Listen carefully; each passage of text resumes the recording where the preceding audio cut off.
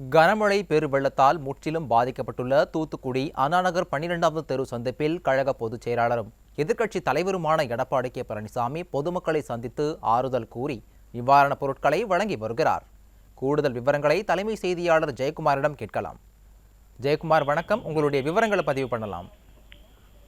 வெள்ளம் சூழ்ந்து கண்ணீரோடு நிர்கதியாய் நிற்கக்கூடிய தூத்துக்குடி மக்களுக்கு அவர்களை கண்ணீரை துடைப்பதற்காக அனைத்திந்திய அண்ணா திராவிட முன்னேற்ற கழகத்தினுடைய பொதுச் செயலாளரும் சட்டமன்ற எதிர்க்கட்சி தலைவரும் முன்னாள் முதலமைச்சருமான புரட்சி தமிழர் எடப்பாடி கே பழனிசாமி அவர்கள் இன்றைக்கு தூத்துக்குடியில் களத்தில் நின்று அந்த மக்களுடைய துயர் துடைத்துக் கொண்டிருக்கிறார்.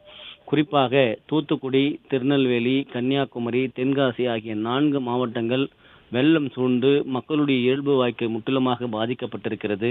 தண்ணீர் இல்லை, குடிநீர் இல்லை, அதே போன்று மின்சாரம் இல்லை, செல்போன் டவர் இல்லை, ஏன் எங்குமே வாழ்வதற்கு அவர்களுக்கு வழி இல்லை என்று நிர்கதியாய் நிற்கக்கூடிய மக்களுக்கு இன்று காலை சென்னையிலிருந்து விமானம் மூலமாக புறப்பட்டு தூத்துக்குடி சென்று நிற்கக்கூடிய அதிமுகவுடைய பொதுச்செயலாளர் எடப்பாடி கே பழனிசாமி அவர்கள் முற்றிலுமாக பாதிக்கப்பட்டு சொல்ல முடியாத துயரத்தில் தீவுகளில் தவிப்பது போல வெள்ளத்தில் தவிக்கக்கூடிய அந்த மக்களுக்கு தூத்துக்குடி அண்ணாநகர் 12வது தெரு சந்திப்பில் பல்லாயிரக்கணக்கான மக்களுக்கு அவர்களுக்கு தேவையான அரிசி, உணவு, பால், பிரெட், உடை என அத்தியாவசிய பொருட்களை வழங்கி கொண்டிருக்கிறார். அங்கு இருக்கக்கூடிய மக்களுக்கு ஆறுதல் தெரிவித்திருக்கிறார். நாங்கள் அதிமுகவுடைய நிர்வாகிகள் இருக்கிறார்கள், நாங்கள் இருக்கிறோம், இந்த பகுதியில் உங்களுக்கு என்ன உதவிகள் வேண்டுமானாலும் நாங்கள் செய்கிறோம், கவலைப்பட வேண்டாம், திமுக அரசு உங்களை கைவிட்டாலும் கூட நாங்கள் இருக்கிறோம் என்று அந்த மக்களுக்கு ஆறுதல் தெரிவித்து களத்தில் நின்று அவர்களுடைய கண்ணீரை துடைத்து அந்த மக்களுக்கு உதவிகளை வழங்குகிறார். குறிப்பாக அதிமுகவுடைய பொதுச் செயலாளரோடு தூத்துக்குடி மாவட்ட செயலாளராக முன்னாள் அமைச்சராக இருக்கக்கூடிய SP சண்முகநாதன், அதே போன்று முன்னாள் அமைச்சர் கடம்பூர் ராஜு, ராஜேந்திர பாலாஜி உள்ளிட்ட அதிமுக முன்னாள் அமைச்சர்கள் எல்லாம் உடனிருக்கிறார்கள். அங்கு இருக்கக்கூடிய மக்களுக்கு தொடர்ந்து அவரது அதிமுகவுடைய பொதுச் செயலாளர் திருக்கரங்களாலேயே அந்த உணவுப் பொருட்கள் அடங்கிய தொகுப்பை, உடைகளை அவர்களுக்கு வழங்கி கொண்டிருக்கிறார்கள். கட்டிய துணியோடு நிர்கதியாய் நிற்கக்கூடிய மக்களுக்கு, மாற்று உடையின்றி தவிக்கக்கூடிய மக்களுக்கு உடை, அதே போன்று போர்வை, படுக்கப்பாய், அரிசி, பால் உள்ளிட்ட அத்தியாவசிய பொருட்களை வழங்கி கொண்டிருக்கிறார். பல்லாயிரக்கணக்கான மக்கள் அங்கு கூடி அந்த உணவுப் பொருட்களை அவர்கள் வாங்கி கொண்டிருக்கிறார்கள். நீங்கள் நேரில் வந்து எங்களுக்கு ஆறுதல் தெரிவித்ததே எங்களுக்கு மிகவும் மகிழ்ச்சி. இந்த வெள்ளத்திலிருந்து நாங்கள் மீண்டு வருவோம், உங்களுடைய ஆறுதல் எங்களுக்கு பெரும் துணையாக இருக்கிறது என்று அந்த மக்கள் நிகழ்ச்சியோடு அவரோடு பகிர்ந்து கொண்டிருக்கிறார்கள். அந்த காட்சியை நம்மால் பார்க்க முடிகிறது.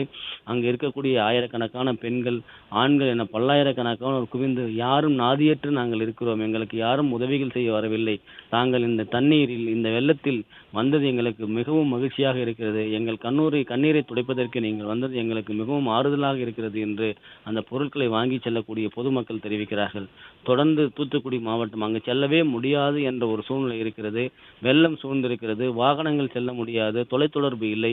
அப்படிப்பட்ட ஒரு நெருக்கடியில் இருந்த போதும் கூட களத்தில் நாங்கள் இருக்கிறோம், நான் இருக்கிறேன் என்று அந்த களத்திற்கு சென்று அதிமுகவுடைய பொதுச் செயலாளர் அவர்கள் அந்த மக்களுக்கு, அங்கு இருக்கக்கூடிய மக்களுக்கு கண்ணீரை துடைத்து அந்த உணவுப் பொருட்கள் தொகுப்பை வழங்கி கொண்டிருக்கிறார்கள். தொடர்ச்சியாக தூத்துக்குடியில் இருக்கக்கூடிய இன்னும் சில பகுதிகளுக்கு சென்று பாதிக்கப்பட்ட மக்களை நேரில் சந்தித்து அவர்களுக்கு ஆறுதல் வழங்குகிறார்கள். போர்க்கால அடிப்படையில் அங்கு தேங்கி இருக்கக்கூடிய தண்ணீரை, சூழ்ந்து இருக்கக்கூடிய வெள்ளத்தை, பாதிக்கப்பட்டிருக்கக்கூடிய பகுதிகளில் அங்கு இருக்கக்கூடிய தண்ணீரை அகற்றி மக்களை பாதுகாப்பான இடத்திற்கு வழங்க வேண்டும்.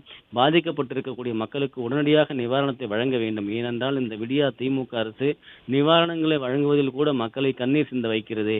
எனவே அப்படியெல்லாம் இல்லாமல் அவருடைய வங்கி கணக்கில் உடனடியாக அவர்களுக்கு வரவு வைத்து அவருடைய கண்ணீரை துடைக்க வேண்டும். அந்த மக்களுடைய துயரத்தை போக்க வேண்டும். தற்போது உணவுப் பொருட்கள் வழங்கப்பட்டிருக்கிறது.